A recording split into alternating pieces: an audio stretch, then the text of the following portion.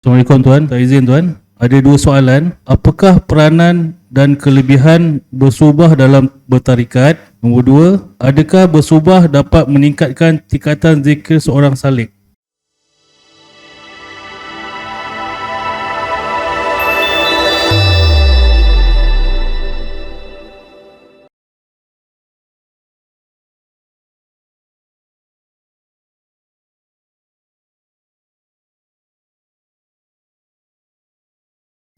Konsep sohbah ya.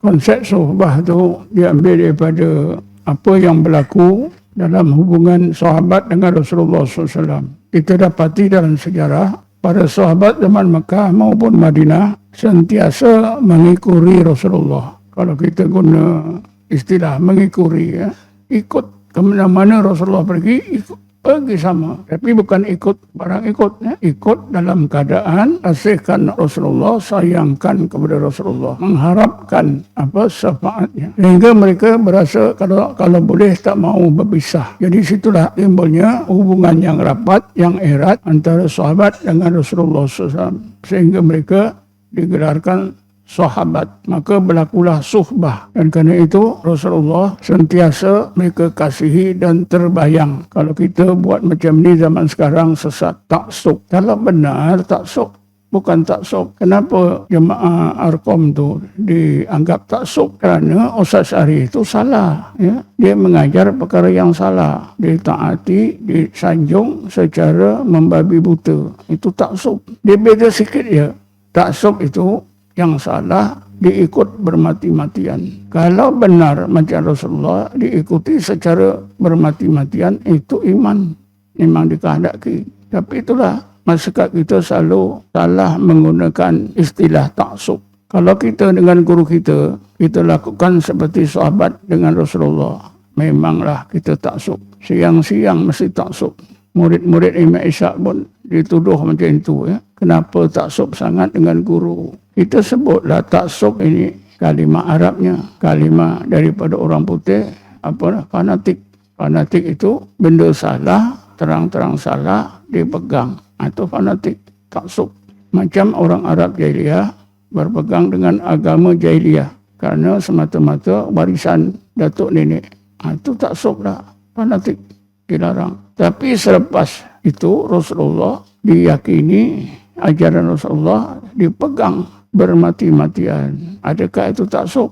Bagi orang yang bukan Islam boleh katalah orang Islam ni fanatik dengan Rasulullah. Tapi sebenarnya dalam Islam itu memang dikehendaki. Itulah iman, itulah keyakinan yang ada nilainya yang tinggi. Jadi suhbah sahabat dengan Rasulullah itu didasarkan kepada iman dan keyakinan yang memang diperintah oleh Allah Subhanahu wa taala. Disebut dalam Quran, dalam surah Hujurat ada banyak. Ya ayyuhalladzina amanu la tarfa'u aswatakum fawqa sautin nabi wa la tajharu lahu bil qawli kahjahri ba'dikum li ba'din an tahbata a'malukum wa antum la tash'urun. Itu adab sahabat dengan Rasulullah. William suara tu tak boleh lebih dari suara Rasulullah. Kalau suara Rasulullah 5, sahabat tu 6, salah. Nadanya begitu juga, tidak boleh keras. Kalau Rasulullah lembut, sahabat itu berkeras. Itu pun tak boleh. Jadi adab-adab sahabat pada Nabi itu diguna adab bagi murid terhadap guru. Memanglah dipandang teruk. Tapi kenapa pengikut Arkom dituduh taksub dengan Ustaz Syarif? Itu betul. Sebab yang diajar oleh Ustaz Syarif itu salah. Tak boleh nak dipegang bermati-matian. Terang-terang salah. Mula-mula diajarkan sesuai Imam Mahdi. Lepas itu diajarkan dirinya itu Imam Mahdi, Bani Tamim. Walaupun dia Jawa, dia kata keturunan datuk-datuk dia dulu Arab, Bani Tamim. Tapi Arabnya dah nipis. Yang ada Jawanya. Itu kerana salah. Ustaz Syarif dah meninggal pun, dikatakan tak meninggal. Tak mati, dia terus hidup, menjadi pemimpin yang hidup. Dia gaib saja, bakal lahir menjadi Imam Mahdi. Satu masa dulu Imam Mahdi Syekh, sekarang pula yang bakal jadi Imam Mahdi Ustaz Asy'ari. Itu memang salah lah.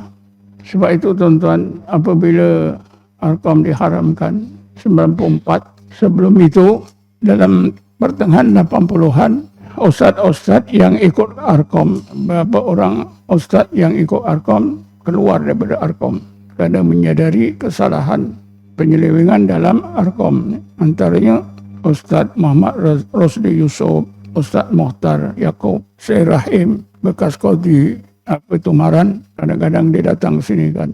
Dia sekarang duduk di kampung Sepadan, dekat Karak. Kerana sekarang bila petang jemaah, highway jam, dia pun tak sihat, dia tak datang.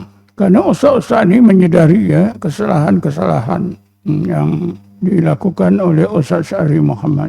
Tapi puncanya apa? Puncanya ialah syaitan dan jin yang jahat-jahat sentiasa membayangi, mengelirukan. Antaranya Ustaz Asari ini ada satu masa berada di dua tempat. Dia pergi umrah, pergi mana? Ke Timur Tengah. Di rumah pun jemaah nampak. Tentulah mereka kata ini wali besar. Kan saya sudah terangkan. Yang tak boleh ditiru rupa hanyalah Rasulullah. Yang lain boleh. Bukan salah untuk syaitan iblis menyerupa seperti Ustaz Syahri ada di rumah. Kebetulan pula memang Ustaz Syahri dia mengaku dia ada jin. Kan saya dah cerita murid saya nama Mamak Nur, dia kerja pelantar minyak di tengah laut. Satu hari tengah hari dia ingat saya, datang Robito terang betul depan dia. Suruh Mak Nur ni terjun ke laut. Tapi dia tak buat. Sebab dia ada fikiran lagi. Dia telefon saya, "Tuan, tadi sekejap ni tadi Tuan datang suruh saya terjun laut." Kata saya, "Tak boleh, itu syaitan dah menyerupa saya." Kalau terjun macam mana? Ya Qadah ni selalu mengelirukan, jadikan modal iblis syaitan untuk mengelirukan kita. Senang saja. Kalau di Indonesia, Wali Songo lah. Ingat tak Haji Banwar? Haji Banwar tu, Ya Qadah dengan Sunan Kalijogo. Dia bercerita dengan jemaah kita. Sunan Kalijogo mengikuti dia ke mana-mana. Jadi guru dia. Kata saya, iblis lah tu. Kata ustaz mana tahu, ustaz mana nampak. Saya hari-hari dengan dia. Yang tak boleh diserupa hanya Rasulullah. Kalau Sunan Kalijogo, mana-mana Wali Songo tu senang aja. Itu kita nak pegang tu ya. Ini ada yang belajar silat, nanti Hang Tua datang. Mak Kilau datang. Ya betul. Saya kenal dengan satu kumpulan silat abjad ni. Mereka ni hebat-hebat tuan-tuan. Terang-terang mereka adalah kumpulan orang-orang Islam yang menyediakan diri untuk menjadi tentera Imam Mahdi. Setakat ini mereka sudah diberi pedang untuk berperang nanti membantu tentera Imam Mahdi.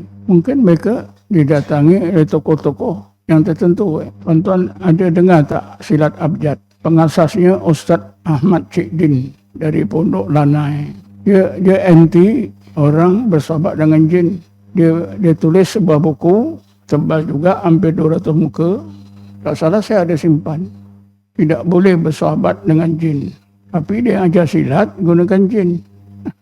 Tapi untuk mengelak tuduhan dia pakai jin, dia tak guna istilah jurus. Kalau silat dia gunakan jurus. Dia tidak gunakan jurus. Dia gunakan jabat. Jabat 1, jabat 2, jabat 3, jabat 4. Jabat dengan jurus tu adik-beradik lah. Ya. Tapi mereka yakin silat abjad itu memang hebat. Siapa yang belajar silat abjad ni, dia akan menjadi tentera Imam Mahdi. Dan sekarang ni sampai ke satu peringkat, masing-masing sudah dapat pedang Imam Mahdi. Dulu saya kenal 7-8 orang, satu grup dekat Kelana Jaya. Satu masa dia cuba ikut saya, tapi lepas tu narik diri. Mereka ni cakap, "Doktor, kami tak maulah ikut terus tarekat Naqsabandiyah sebab kami sudah ada tarekat abjad." Saya, "Kamu kata hari itu silat abjad, hari ini pula kata tarekat abjad." Sama aja dia kata. Kalau nak tahu, tanya Ajis ni. Ajis tu juga dulu anggota tu tahun 80-an, 85, 86. Tapi Ajis tu entah macam mana dia lebih yakin pada saya, dia tinggalkan. Tapi kawan-kawan dia, grup-grup lain terus dengan silat abjad. Tapi itulah yang peliknya, kadang-kadang mereka sebut tarekat abjad, bukan silat.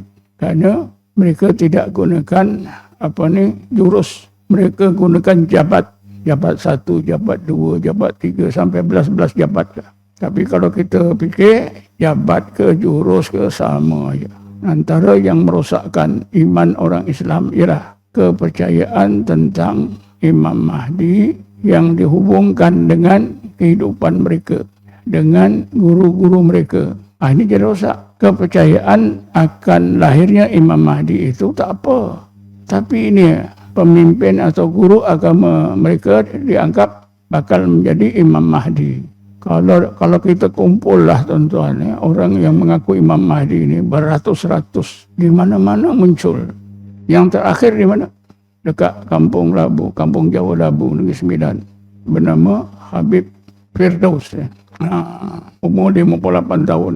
Dia mengaku Imam Mahdi. Ajak semua pengikutnya pergi Madinah menunggu hari Arafah. Sebab pada hari Arafah itu dia diisytiharkan sebagai Imam Mahdi. Lebih 200 orang pergi nunggu di Madinah sampai duit habis, nak bayar hotel pun tak ada. Akhirnya terpaksalah balik sorang. Kan akhirnya bila balik ditangkap, dibicarakan kena denda 3,000. Lepas itu dia sakit, diserang kanser paru-paru, meninggal dunia di Hospital Selayang dalam umur 58 tahun. Yang pelik tuan-tuan, gurunya itu Syekh Muhammad Yatim ada wasiat. Wasiat itu ditulis dalam satu buku kecil. Saya baca. Gurunya Haji Mak Yatim itu melarang murid-muridnya mengaku jadi Imam Mahdi. Siapa yang mengaku dirinya Imam Mahdi, akidahnya akan bankrupt, kata guru dia. Tapi pelik dia mengaku pula. Saya pun terperanjat bila baca wasiat guru dia. Rupanya guru dia itu macam dah diilhamkan oleh Allah. Ada murid dia nak mengaku Imam Mahdi. Jadi siang-siang ditulis. Saya dapat baca dari mana? Bila Habib Firdaus ini memohon untuk didaftarkan tarekatnya di Jabatan Mufti. Ketika sesi interview tu, saya bacalah semua dokumen yang dikampilkan. Saya baca. Jadi bila dia mengaku Imam Mahdi itu, saya teringat gurunya dah warning, jangan sekali-kali muridnya mengaku Imam Mahdi. Siapa mengaku Imam Mahdi, akidahnya bankrupt. Itu bahasa guru dia. Rupanya betul. Tapi bagus juga dia, umur tak panjang. Allah sayang dia. Sebab apa? Tidak panjang cerita. Oh, hebat cerita tu. Ada jutawan yang bagi duit juta-juta untuk apa? Sewa hotel di Madinah. Sampai jutawan itu macam kehabisan duit. Habis berjuta-juta. Itu cerita di Malaysia, ya. Di Indonesia lain. Di India, di Pakistan, di Yaman. Di Yaman ada seorang bernama Muhammad Nasir. Dia mati-mati pun mengaku Imam Mahdi. Dia sendiri tulis dalam Facebook dia. Bukti-bukti yang dirinya itu Imam Mahdi. Macam-macam disebut. Di Jerman pun ada. Imam Mahdi dilantik, dibai'ahkan oleh beribu orang. Tapi saya percaya individu itu mungkin berasal daripada Turki. Kerana di Jerman ramai orang Islam yang berasal daripada Turki. Ya. Cuba ingatkan, tujuan kita bertarekat itu antara lain ialah untuk meningkatkan ilmu. Daripada ilmu tauhid kepada ma'rifatullah melalui zikir dan tafakkur. Untuk mencepatkan meningkatkan ilmu ke tingkat ma'rifatullah ini, itulah kita adakan suluk. Biasanya masa suluk itulah Allah akan tingkatkan zikir kita, dan ketika itulah Allah akan limpahkan ma'rifatullah kepada seseorang yang berzikir dalam masa bersuluk. Sebab itu saya juga telah terangkan, kita ada minta hidayat daripada Allah. Antara hidayat daripada Allah yang kita perlukan hidayat ilmu. Ihdinas siratal mustaqim siratal ladzina an'amta 'alaihim ghairil maghdubi 'alaihim waladdallin. Sehari semalam kita baca 2 ayat terakhir daripada surah Fatihah yang mana kita memohon hidayah daripada Allah. Saya dah terangkan, Allah dah jawab. Akhir ayat 27 disambung ayat 28 surah Ar-Ra'd. Wa yahdi ilaihi man anab. Bila kita sebut ihdinas siratal mustaqim siratal ladzina an'amta 'alaihim ghairil maghdubi 'alaihim waladdallin, kita ingatkan wa yahdi ilaihi man anab. Allah sentiasa memberi hidayat kepada orang-orang yang melakukan inabah kepadanya. Mereka yang melakukan inabah kepada Allah itu ialah orang mukmin yang ada 3 ciri. Pertama, beriman. Kedua, beramal soleh. Ketiga, hati mutmainnah dengan zikrullah. Alladzina amanu wa tatma'innu qulubum bi dzikrillah, ala bi dzikrillah tatma'innul qulub. Lalu kita sambung pada ayat 27 hingga 30 suratul Fajr. Ya ayyatuhan nafsul mutmainnah, irji'i ila rabbiki radiyatan mardiyah, fadkhuli fi ibadi, fadkhuli jannati.